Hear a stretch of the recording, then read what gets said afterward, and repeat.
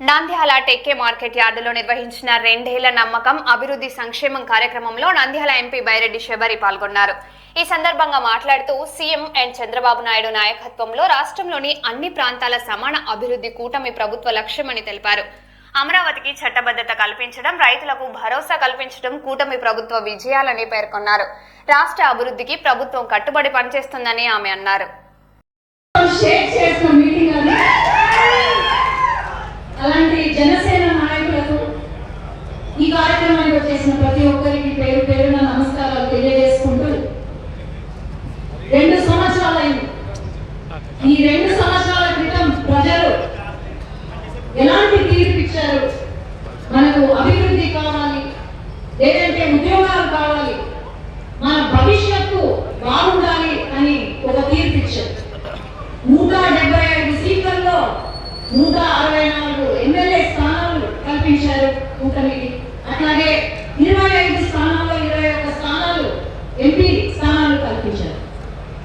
అభివృద్ధి అంటే కేవలం పోస్టర్లకే పరిమితం కాదు. అభివృద్ధి అంటే మన జీవితాల్లో మార్పు రావాలి అనే ఒక సంకల్పంతో కూటమి ప్రభుత్వం పనిచేస్తుంది ఈరోజు. అట్లాగే మనం చూసాం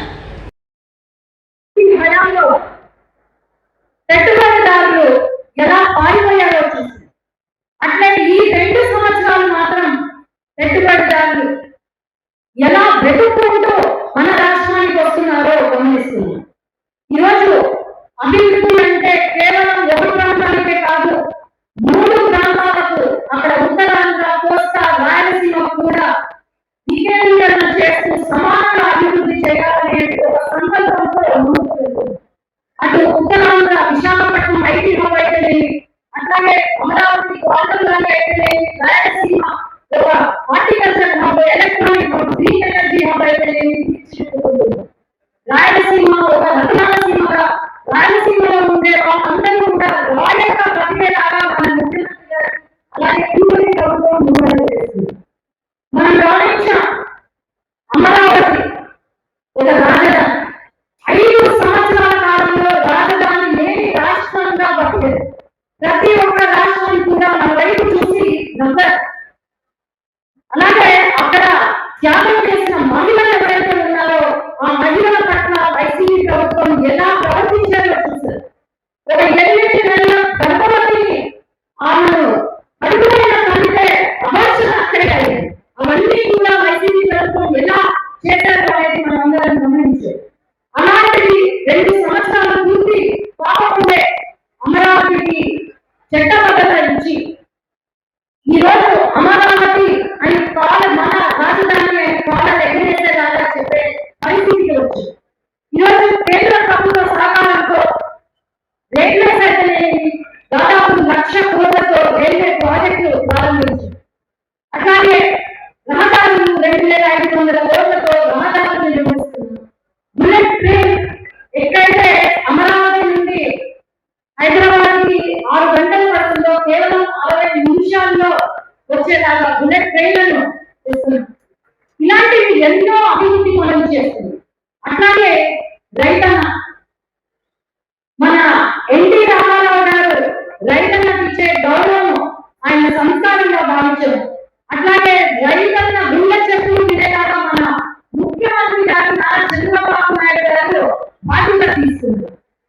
ఇలాంటి రైతులకు కూడా మనం భరోసాగా ముందుకు వాళ్ళను ఎక్కడా కూడా కష్టాలు పెట్టకుండా రైతన్న గురించి కూడా ఆలోచన చేస్తున్నాం.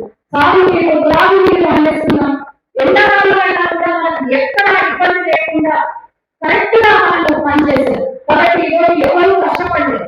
వైసీపీ ప్రభుత్వంలో కనీసం మనం ముచ్చుమని మా సొంత గ్రామం ముచ్చుమని ఎత్తుకోవడానికి కరెక్ట్ బిల్లు కూడా చెల్లించలేదు వైసీపీ ప్రభుత్వం.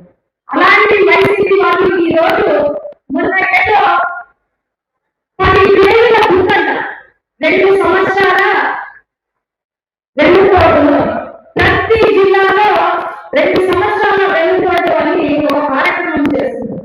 ఎందుకంటే ఈ కార్యక్రమం చేస్తున్నారు, మా అభివృద్ధి పనులు కనుక ఈ 2 సంవత్సరాల్లో నేను చెప్పగలిగితే కనీసం 1000 కేజీల గుర్తు వస్తాయి. అది మా కూటమి ప్రభుత్వం.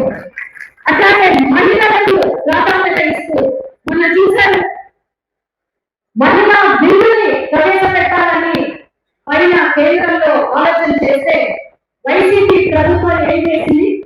ఈవెన్ ఎన్డీఏ ప్రభుత్వం కాకుండా ఇతర పార్టీలు కూడా మహిళలు నిలబడాలి, మహిళలు చట్ట ఉండాలి, లేదంటే లోకపాలిగా నిలబడాలి అని ముందుకు వస్తే అందరూ కూడా సపోర్ట్ చేస్తే వైసీపీ వాళ్ళు సపోర్ట్ చేయకుండా కామెడీ షో అంటారు, మావి ఇది వీళ్ళు చేసేవారు.